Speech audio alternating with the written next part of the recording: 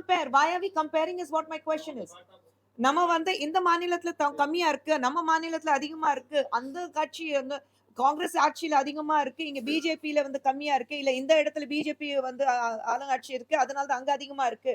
அப்படி பண்ணவே கூடாதுன்னு நான் சொல்றேன். Don't do it. ஒரு பெண்களுக்கு நம்ம நாட்டுல ஒரு பெண்ணுக்கு ஒரு பிரச்சனை நடக்கும்போது எந்த மாநிலத்துல அதிகமா இருக்குன்னா வேண்டாம். ஏன்னா அது உடனே நீங்க வந்து கட்சி ரீதியாக அது வந்து சாணி பூசுறீங்க. அது பண்ணாதீங்க. ஐ அம் சேயிங் ஒட்டுமொத்தமா நம்ம நாட்டுல பெண்களுக்கு பாதுகாப்பு இருக்கா? அதுதான் நம்ம பார்க்கணும். இந்த மாதிரி கனிமொழி எங்க? ஒவ்வொரு விஷயத்துல கனிமொழி அவங்க வந்து முன்னாடி வந்து பேசுறாங்கல்ல. எங்க இருக்காங்க? ஏன் யாருமே வந்து அவங்களுக்கு மகளிர் அணி இங்க இருக்குல்ல. திமுகவோட மகளிர் அணி ஒண்ணு இருக்குல்ல. எங்க இருக்காங்க? நாங்க மகளிர் அணி சார்பாக இங்க உட்கார்ந்து பிரஸ் மீட் குடுக்குறோம், பேசுறோம். நாளைக்கு எங்கள கைது பண்ணாலும் பரவால்ல. நாங்க வந்து பேரணிக்கு போவோம். சௌமியா வந்து என்ன அரெஸ்ட் பண்ணாலும் பரவால்ல. நான் பேரணிக்கு போவேன், போராட்டத்துக்கு போவேன்னு அரெஸ்ட் ஆனாங்க. நான் சொல்றேன், ஏன் கொஞ்ச நாளுக்கு முன்னாடி நம்ம மறுபடியும் இந்த மாதிரி பேரணி நடத்தும்போது, போராட்டம் நடக்கும்போது, தமிழிசை சவுந்தரராஜன் அரெஸ்ட் பண்ணாங்க 2 முறை. நாங்க அதுக்கு பயப்படல. ஆனா, உங்க சார்பாக எந்த பெண் தெருவுக்கு வந்தா? உங்க சார்பாக யார் குரல் குடுத்தா?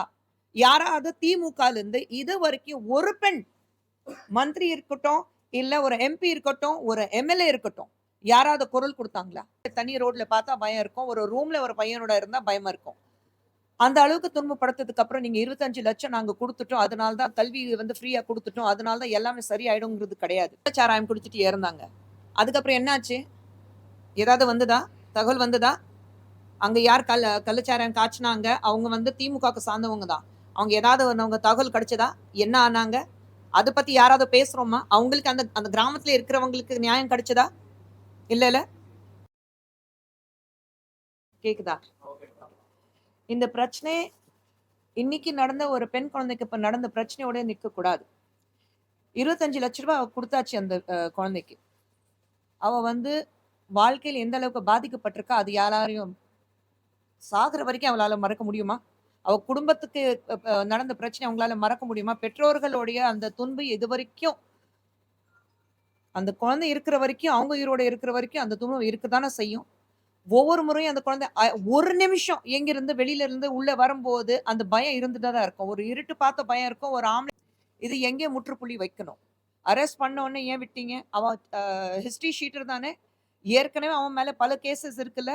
ஏற்கனவே ஒருத்தன வந்து கிட்னாப் பண்ணிட்டு அங்கேருந்து 25 லட்சம் ரூபாய் கேட்டு, அது 12 லட்சம் ரூபாய் குடுத்ததுக்கு அப்புறம் மறுபடியும் விடாம, போலீஸால வந்து 2018 ஏதோ வந்து ஒரு 30 வருஷத்துக்கு முன்னாடி நடந்த சம்பவம் கிடையாது. இப்பதான் ஒரு 6 வருஷம் கூட ஆகல. 6 வருஷத்துக்கு முன்னாடி நடந்த சம்பவம். So history sheeter. எந்த வகையில ஃப்ரீயா விட்டுருக்கீங்க? இது complete fall of law and order தான் நாங்க சொல்றோம். இதுதான் முதலமைச்சர்கிட்ட கேள்வி கேட்டுட்டு இருக்கோம். இன்னைக்கு நடந்த பிரச்சனையில நேத்து வந்து இந்த பிரச்சனை நடக்கல. நாளைக்கு நடக்காது அப்படிங்கிறது கிடையாது. ஒவ்வொரு முறையும் ஒரு பிரச்சனை தமிழகத்துல ஒரு பெண்களுக்கு வந்து இந்த மாதிரி பாலியல் தொல்லை நடக்கும்போது, நீங்க பணம் குடுக்குறீங்க. நீங்க வந்து ஓகே இது வந்து இந்த கட்சியில சார்ந்தவன், அந்த கட்சியில சார்ந்தவன் அதுதான் பெருசுபடுத்திட்டு இருக்கீங்க. ஒரு விஷயம் மட்டும் நம்ம தெளிவாக புரிஞ்சுக்கணும். ஒரு பெண் பாலியல் தொல்லை நடக்கும்போது, எந்த கட்சி ரீதியாக பேசக்கூடாது. இன்னைக்கு நாங்க வந்து பாஜக ஆபீஸ்ல இருக்கோம். ஆனா நாங்க வந்து பாஜக சார்பாக நாங்க பேசல. ஒரு பெண்ணுங்கிறது முறையில நாங்க எல்லாரும் இங்க கலந்து பேசிட்டு இருக்கோம். எங்களுக்கு பின்னாடி பாஜக இருக்கு. அது வேற விஷயம். ஆனா தயவு செஞ்சு அது பொலிட்டிக்கல் ஆக்காதீங்க. ஒவ்வொரு முறையும் நீங்க வந்து ஒரு எந்த ஒரு சோசியல் பிளாட்ஃபார்ம் இருந்தாலும், முதல்ல உங்க நீங்க ஆடுற மாநிலத்தில இது நடக்கலையா? உங்க மாநிலத்தில இது நடக்கலையா? பெண்கள் வந்து உங்களுக்கு ஒரு பொலிட்டிக்கல் ஃபுட்பால் கிடையாது. இங்கே, அங்கே தூக்கி வீசி அவள பத்தி பேசுறதுக்கு. முதல்ல இந்த பெண் குழந்தைக்கு நான் வந்து நிச்சயமாக பாராட்டுவேன். நான் தைரியமாக வெளிய வந்து பேசினா. நெறைய பெண்கள் பயத்துல பேச மாட்டேங்கிறாங்க. அவள வந்து பலாத்காரம் செஞ்சதுக்கு அப்புறம், பாலியல் தொல்லை நடந்ததுக்கு அப்புறம், அவ வந்து ஃபோன் நம்பர் வாங்கிட்டு, நான் எப்போ வர சொல்லுவேன், அப்போ நீ வரணும். அதெல்லாம் மிரட்டியும், அந்த பெண் குழந்தைக்கு ஒரு தைரியம் இருந்தது. என்ன மாதிரி இன்னொரு பெண் பாதிக்கப்படக்கூடாது. இந்த மாதிரி இந்த ஆள பத்தி நான் பேசலன்னா, நாளைக்கு இன்னும் எத்தனை பெண்களோட வாழ்க்கை சீரழிய போகும்னா சொல்லிட்டு அவ வந்து வெளியில பேசியிருக்கா. முதல்ல அந்த பெண் குழந்தைய பாராட்டணும். அந்த குழந்தை பத்தி வெளியில அவளுடைய எல்லா தகவல்கள் வெளியில குடுத்தாங்க பாருங்க. அவங்கள முதல்ல தண்டிக்கணும். யார் குடுத்தது? யார் குடுக்க அது சட்ட ரீதியாக தவறு தானே! யார் வெளியில குடுத்தது? நம்ம நிர்பயா சொல்லும்போது கூட எவ்ளோ நாள் கழிச்சு தான் அவளோட பேர். ஆனா இன்னி வரைக்கும் நாங்க அந்த பெண் குழந்தையோட பேர் சொல்றதுல நிர்பயா மட்டும் தான் கூப்பிடுறோம். அப்படி இருக்கும்போது யார் இந்த குழந்தை பத்தி வந்து பேரெல்லாம் டீடைல்ஸ் எல்லாம் பர்சனல் டீடைல்ஸ் வெளியே கொடுத்தாங்க? ஏன் அத பத்தி யாரும் பேச மாட்டேங்கிறீங்க? பேர் கொடுத்தாச்சு. அது யாரும் பேசுனாங்க. இது பாஜக, அதிமுக, திமுக வேற ஏதோ கட்சி எல்லாமே கலந்து நீங்க சண்டை போட்டுட்டு இருக்கீங்க. நான் தயவு செஞ்சு இது பொலிட்டிக்கல் பிரச்சனை ஆக்காதீங்க. பெண்களுக்கு எந்த மாநிலம் இருந்தாலும், பெண்களுக்கு ஒரு பிரச்சனை நடக்கும்போது, அது ஃபுட்பால் மாதிரி, கால்பந்து மாதிரி இங்க தூக்கி வீசி, அங்க தூக்கி வீசி அவள வந்து இன்னும் கேவலப்படுத்த வேண்டாம் தான் நான் என்னுடைய வேண்டுகோள்.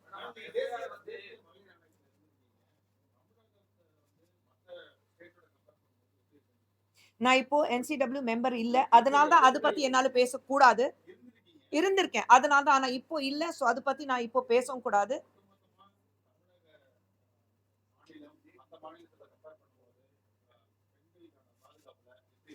கண்டிப்பா ரொம்ப மோசமா இருக்கு. ஏன்னா, கம்ப்ளைண்ட்ஸ் எனக்கு தான் வரும். கம்ப்ளைண்ட்ஸ் எனக்கு தான் வரும்போது ரொம்ப கேவலமா இருந்தது. ஏன்னா, நம்ம மாநிலத்தில இருந்து இவ்ளோ பிரச்சனைகள் உண்டா? அப்படி பார்க்கும்போது. இல்ல டேட்டா இருக்கும். இப்போ நான் NCW சார்பாக என்னால பேச முடியாது. டேட்டா உங்களுக்கு தெரியும்னா, நீங்களே டேட்டா நீங்க போட்டுக்கங்க. ஆனா NCWல இருந்திருக்கேன். அதுக்காக நான் வந்து ஒரு மகளிர் ஆணையில இருந்திருக்கேன். அதுக்காக நான் இப்போ பேசக்கூடாது. அது தவறாக இருக்கும். I don't have any rights to speak on பிஹால்ஃப் ஆஃப் NCW. அந்த டேட்டா கூட என்னால வெளியில போக முடியாது. நீங்க உங்களுக்கு டேட்டா இருக்குன்னா, தாராளமா நீங்க அத பப்ளிஷ் பண்ணிக்கங்க. We cannot compare. Why are we comparing is what my question is. நம்ம வந்து இந்த மாநிலத்துல கம்மியா இருக்கு. நம்ம மாநிலத்துல அதிகமா இருக்கு. அந்த கட்சி வந்து காங்கிரஸ் ஆட்சியில அதிகமா இருக்கு. இங்க பிஜேபியில வந்து கம்மியா இருக்கு. இல்ல இந்த இடத்துல பிஜேபி வந்து ஆளுங்கட்சி இருக்கு. அதனால தான் அங்க அதிகமா இருக்கு. அப்படி பண்ணவே கூடாதுன்னு நான் சொல்றேன். Don't do it. ஒரு பெண்களுக்கு நம்ம நாட்டுல ஒரு பெண்ணுக்கு ஒரு பிரச்சனை நடக்கும்போது, எந்த மாநிலத்துல அதிகமா இருக்குன்னா வேண்டாம். ஏன்னா அது உடனே நீங்க வந்து கட்சி ரீதியாக அது வந்து சாணி பூசுறீங்க. அது பண்ணாதீங்க. ஐ அம் சேயிங் ஒட்டுமொத்தமா நம்ம நாட்டுல பெண்களுக்கு பாதுகாப்பு இருக்கா? அதுதான் நம்ம பார்க்கணும். இன்னொன்னு நம்ம மாநிலத்துல, நம்ம மாநிலம் தமிழம் சொல்லும்போது, ஒரு தமிழகத்துல நம்ம ஒரு தமிழக மாநிலம் சொல்லும்போது ஒரு பெருமையோட சொல்றோம். ஒரு ஒரு கண்ணகியோட நம்ம இடத்துல ஒரு பிரச்சனை நடக்கும்போது, என் வீட்ல ஒரு பிரச்சனை நடக்கும்போது, அத விட்டுட்டு பக்கத்து வீட்ல பிரச்சனை இருக்கா? நான் எப்படி பார்க்க முடியும்? என் வீட்ல இருக்கிற பிரச்சனைய என்னால தீர்க்க வைக்க முடியுமா? முடியாதா? என் வீட்ல நடந்த ஒரு பிரச்சனைக்காக என்னால குரல் கொடுக்க முடியுமா? முடியாதா? என் வீட்ல ஒரு பிரச்சனை நடக்குது. இப்போ இன்னைக்கு திமுக பார்த்தீங்கன்னா, என் வீட்ல ஒரு பிரச்சனை நடக்குது. ஆனா, அதுக்கு வந்து நான் கண்ணு மூடிட்டு ஒண்ணுமே இல்ல. எல்லாமே சரியா இருக்கு. மேலைலருந்து மழைப்பு பூசி, பக்கத்து வீட்ல என்ன பிரச்சனை இருக்கு முதல்ல அத பத்தி பேசு. கண்ணாடி வீட்ல இருந்து உட்கார்ந்துட்டு இன்னொன்னு வீட்ல கல் வீசக்கூடாது தான் நான் சொல்றேன்.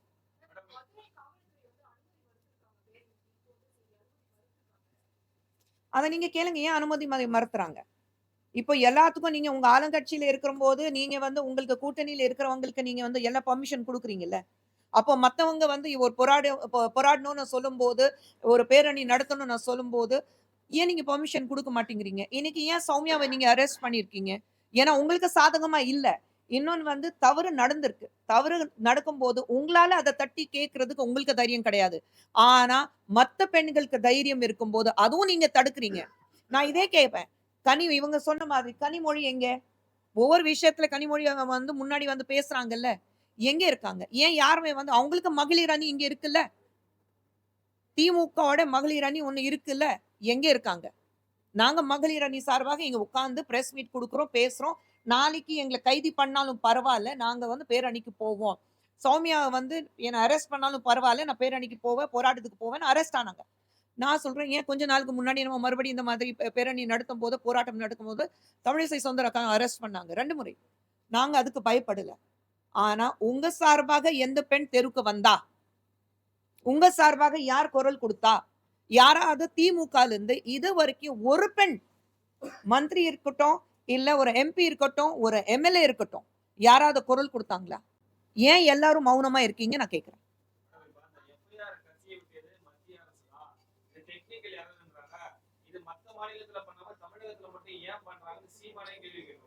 ஏங்க சீமான் அவர்கள் பத்தி நான் பேச விரும்பலைங்க. சீமான் அவர்கள் வந்து நம்ம மாநில முதலமைச்சர் பார்த்து கேள்வி கேட்டாக்க அது நியாயமா இருக்கும்.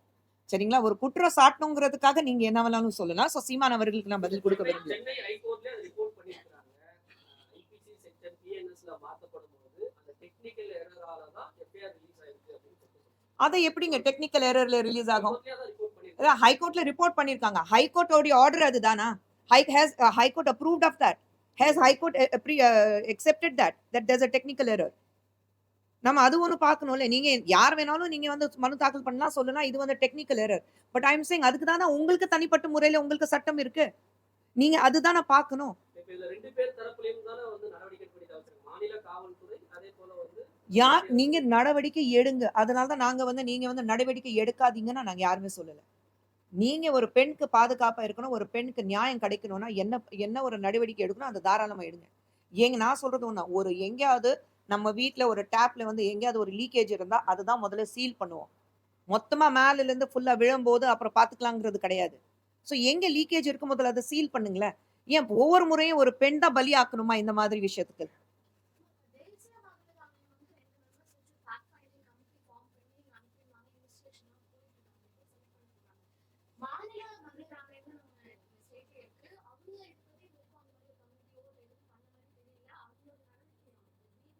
ஒண்ணுமே பண்ணலையே. ஸ்டேட் வுமன் கமிஷன் இருக்கு. எங்க இருக்காங்க? அவங்க போனாங்களா? கவர்னர் பார்த்தாங்களா? ஒரு ஸ்டேட்மெண்ட் குடுத்தாங்களா? நாங்க இதுக்கு அகைன்ஸ்ட் ஆக்ஷன் எடுக்க போறோம்னு சொன்னாங்களா? ஒண்ணுமே பண்ணல. எங்க இருக்காங்க? ஸ்டேட் வுமன் கமிஷன் எங்க இருக்காங்க? ஏன் அங்க NCWல இருந்து மம்தா குமாரி வந்தாங்க. பாம்பேல இருந்து பிரவீன் தீக்ஷித் வந்தாரு. அவங்க 2 பேரும் போம்போது ஏன் ஸ்டேட் கமிஷன்ல இருந்து யாருமே போகல? கூட பதில் குடுத்தாங்களா? எங்கேயாவது பேசுனாங்களா?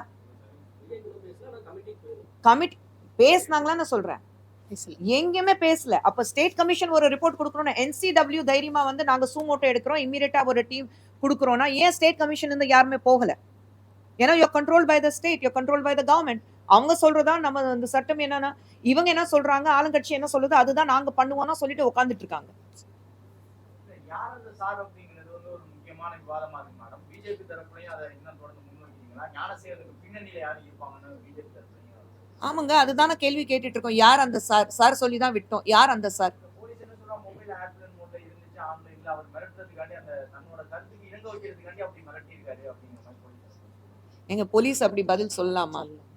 நான் கேக்குற கேள்வி ஒண்ணுதான். அவங்க வீட்ல இப்படி ஒரு பிரச்சனை வந்தா அவங்க இந்த பதில் கொடுப்பாங்களா? அப்போ மட்டும் நடவடிக்கை வேற மாதிரி இருக்கும்ல.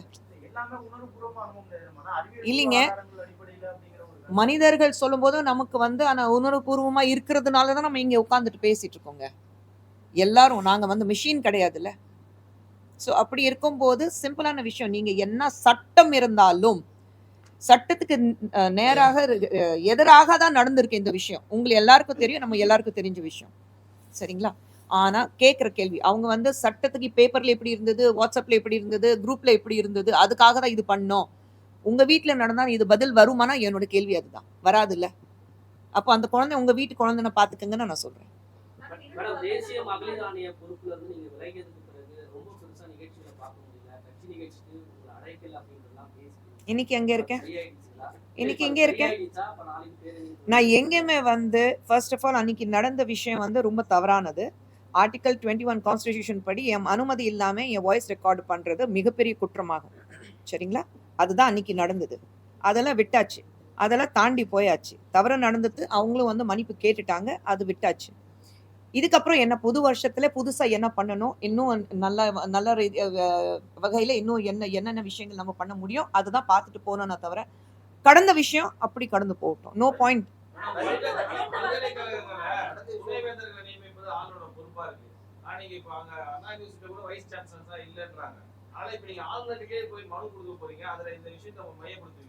அவங்க தான் பதில் சொல்லுவாங்க.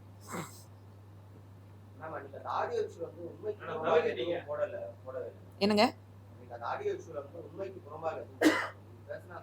ஆமா, அந்த ஆடியோல நான் என்ன பேசிருக்கேன் தம்பி? ஆமாங்க, பேசுனது நான் இல்ல சொல்லவே இல்லையே. பேசுனது என் குரல் தானே, நான் இல்ல சொல்லவே இல்லையே. அதுக்கு நான் மறுப்பு தெரிய வச்சேனா? இல்லையே. ஆனா நான் போடுறதுக்கு வாய்ஸ் ரெக்கார்ட் பண்றதுக்கு அனுமதி கொடுக்கலையே. பிரீச் ஆஃப் ட்ரஸ்ட் அது ஒண்ணு இருக்கு.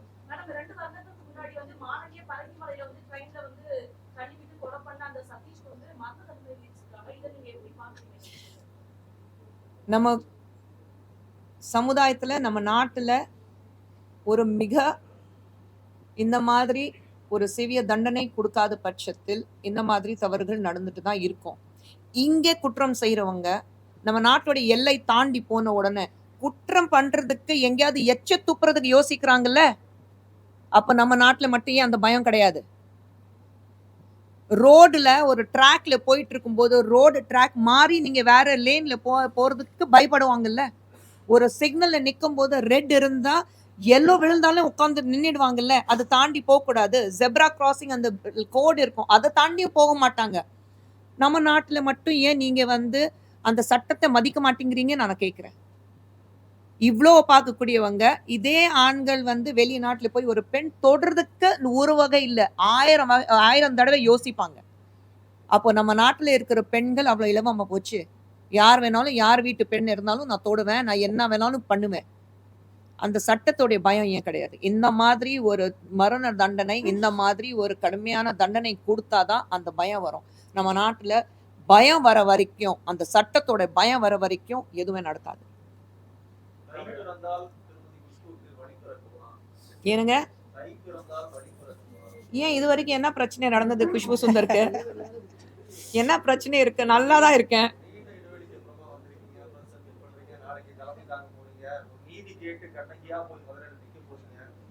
நான் என்னைக்குமே கண்ணகி தானே. புது சூழ்நிலையம் சென்னைக்கு வந்து ஒரு 38 வருஷம் ஆச்சு. 38 வருஷமா கண்ணகியா தான் வாழ்ந்துட்டு இருக்கேன். மனசுல பட்டது பேசுவேன், மனசுல பட்டது செய்வேன். அது ஒன்றும் எந்த மாற்றமும் கிடையாது. குஷ்பு சுந்தர் எப்படி இருந்தாலோ இன்னி வரைக்கும் அப்படிதான் இருக்கா.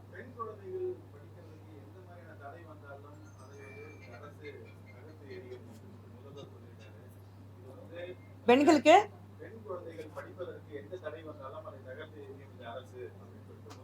44,000 கோடி எடுகேஷன் பாலிசி காசு கொடுத்துருக்காங்க. எங்க இருக்குன்னா முதல்ல அதுக்கு பதில் கொடுக்க சொல்லுங்க. 44,000 கோடி, ஒரு கோடி 2 கோடி கிடையாதுங்க, 44,000 கோடி. இதுதான் அண்ணாமலை அவர்களும் கேட்டிருக்காரு. எங்க இருக்குங்க அந்த எடுகேஷன் பாலிசில தானே அந்த காசு கொடுக்கணும் எஜுகேஷனுக்கு. நாங்க வந்து 10,000 கவர்மெண்ட் ஸ்கூல்ல வந்து புது பில்டிங்ஸ் கட்ட போறோம்னு சொன்னாங்க. எங்க இருக்கு? ஒரு செங்கல் கூட எடுத்து வைக்கல. கேட்டோடனே உடனே நம்ம டெபுட்டி சிஎம், நீங்க மதுரையில வந்து எய்ம்ஸ் திறக்கிறீங்கன்னு துவக்க போறீங்கன்னு சொன்னீங்க, அதுக்கு செங்கல் வச்சிங்களான்னு கேட்பாரு. அதுவும் தெரியும் எனக்கு.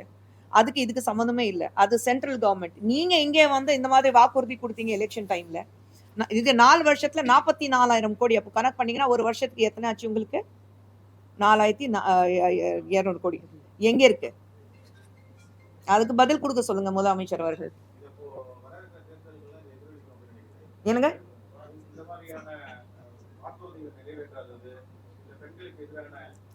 இல்ல, வாக்குறுதி பொறுத்த வரைக்கும் எல்லாருக்கும் தெரியும். திமுக பொறுத்த வரைக்கும் அவங்க ஆட்சிக்கு வர்றதுக்கு முன்னாடி என்னென்ன வாக்குறுதி கொடுத்தாங்க, இது வரைக்கும் ஒரு வாக்குறுதி கூட நிறைவேற்றல. சரிங்களா? ஸோ பேசிட்டே போயிட்டே இருக்காங்க. பேசிட்டே இருங்க. நீங்க வந்து ஒவ்வொரு முறையும் நீங்க வந்து நாங்க இது பண்ணுவோம் அது பண்ணுவோம்னா ஒரு பொய்யான வாக்குறுதி மக்களுக்கு கொடுத்துட்டு மக்கள் ஏமாத்திட்டு மக்களுக்கு காசு கொடுத்துட்டு நீங்க எலெக்ஷன் ஜெயிச்சுட்டு தான் இருக்கீங்க. எல்லாத்துக்கும் ஒரு காலம் வருது இல்ல.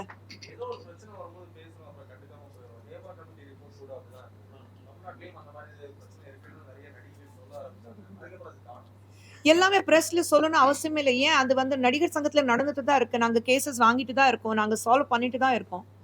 உங்களுக்கு எல்லாருக்கும் என்ன இருக்கு தெரியுங்களா? அந்த சோஷியல் மீடியா பிளாட்ஃபார்ம்னால, அந்த கேமராஸ் இருக்கிறதுனால உங்களுக்கு ஒரு பிரேக்கிங் நியூஸ் வேணும். அது வந்து ஒவ்வொரு முறையும் கொடுக்க முடியாது. பீஸ்ஃபுல்லான நியூஸா இது? ஆளாளுக்கு யூடியூபர்ஸ் வந்து உட்கார்ந்துட்டு யார் பத்தி ஏதோ புருஷ பொண்டாட்டிக்கு நடுவுல படுத்துட்டு புருஷ பொண்டாட்டிக்குள்ள பிரச்சனை என்ன இருக்கு அது பார்த்துட்டு பேசக்கூடிய நிலைமை இன்னைக்கு தமிழகத்துல இருக்கு. ஹைதராபாத்ல யாராவது, தெலுங்கானால யாராவது வந்து யூடியூபர்ஸ் உட்காந்துட்டு பேச முடியுமா? அந்த தைரியம் வருதா இப்போ யாருக்கும்? கேரளால பேச முடியுமா? கர்நாடகால பேசுறாங்களா? தமிழகத்துல மட்டும் ஏன் அந்த சட்டம் கிடையாது அவங்களை வந்து தடுக்கிறதுக்கு? யார் பண்றாங்க? கவர்மெண்ட் ஏதாவது ஆக்ஷன் எடுக்கிறாங்களா? இல்ல. நாங்க பேசிதான் யூடியூபர்ஸ் மன்னிப்பு கேட்க வைக்கிறோம். அந்த யூடியூபர்ஸ் கிட்ட வந்து அந்த வீடியோ ஏன் இவ்வளவு அசிங்கமா பேசுறீங்கன்னு மன்னிப்பு கேட்க வைக்கிறோம். ஏன் கவர்மெண்டால எதுவும் பண்ண முடியல? அங்கேயும் பெண்கள் பத்தி தானே நீங்க எழுவா பேசுறீங்க. அப்போ பதில் வராது பாத்தீங்களா உங்ககிட்ட.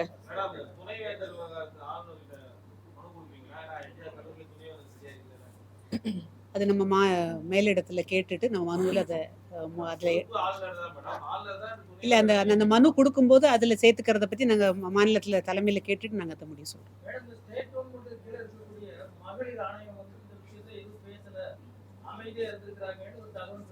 அதுதான் சொன்னேன் இப்போ. அதே போல இப்போ இந்த பாதிக்கப்பட்ட மாணவி விஷயத்துல ஸ்டேட் கவர்மெண்ட் கட்டுப்பாட்டு கீழே இருக்கக்கூடிய அதிகாரிகள் தான் விசாரணை அமைப்புல இருக்கிறாங்க. இதுல உண்மை வரும்னு நீங்க நம்புறீங்களா?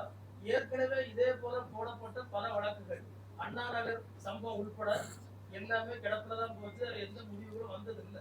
இதுலயும் வரும் நீங்க நம்புறீங்களா? நிச்சயமா நம்பிக்கை கிடையாது. அதுக்காக தான் நான் போராடிட்டு இருக்கோம். அதுக்காக தான் நாங்க குரல் கொடுத்துட்டு இருக்கோம். இது வரைக்கும் தமிழகத்துல பெண்களுக்கு எதிராக நடந்த பிரச்சனைகள்ங்க திமுக ஆட்சியில இருக்கும்போது பெண்களுக்கு இந்த 4 வருஷத்துல எத்தனை பிரச்சனைகள் வந்திருக்கு? ஏதாவது தீர்ப்பு நமக்கு கிடைச்சிருக்கா? இன்னைக்கு பேசுவோம், நாளைக்கு வந்து அதை அப்படியே மறந்துருவோம். ஏன்னா அதுக்கப்புறம் வேற விஷயமா இவங்க திசை திருப்புறதுக்காக வேற விஷயமா பேச ஆரம்பிச்சிருவாங்க. அவ்வளவுதான் நடக்குது. இதுல ஒரு விஷயம், உண்மையை பேசின காவல்துறை அதிகாரியை சஸ்பெண்ட் பண்றதா இந்த ஆட்சி, அதையும் சேர்த்துக்கோங்க. ஆமா. உண்மையை பேசினார்ல, இது சட்ட ஒழுங்கு சரியில்லைன்னு பேசின காவல்துறை அதிகாரியை நீங்க என்ன பண்ணீங்க? சஸ்பெண்ட் தானே பண்ணிருக்கீங்க. அப்ப எப்படி பேசுவாங்க தைரியமா? எங்க நியாயம் கிடைக்கும்? காவல்துறை அதிகாரிக்கு பாதுகாப்பு இல்ல, அவருடைய வேலைக்கு வந்து உத்தரவாதம் இல்ல. அப்புறம் எப்படி நீங்க நியாயத்தை எதிர்பார்க்கறீங்க தமிழ்நாட்டுல? ஏன் இவ்வளோ வந்து நானே போனேன்னு கள்ளக்குறிச்சி பக்கத்துல வந்து ஒரு எத்தனை பேர் வந்து அந்த கள்ளச்சாராயம் குடிச்சிட்டு இறந்தாங்க. அதுக்கப்புறம் என்னாச்சு? ஏதாவது வந்துதா? தகவல் வந்துதா? அங்க யார் கள்ளச்சாராயம் காய்ச்சினாங்க? அவங்க வந்து திமுகவுக்கு சார்ந்தவங்க தான். அவங்க ஏதாவது அவங்க தகவல் கிடைச்சதா? என்ன ஆனாங்க? அதை பத்தி யாராவது பேசுறோமா? அவங்களுக்கு அந்த கிராமத்துல இருக்கிறவங்களுக்கு நியாயம் கிடைச்சதா? இல்ல.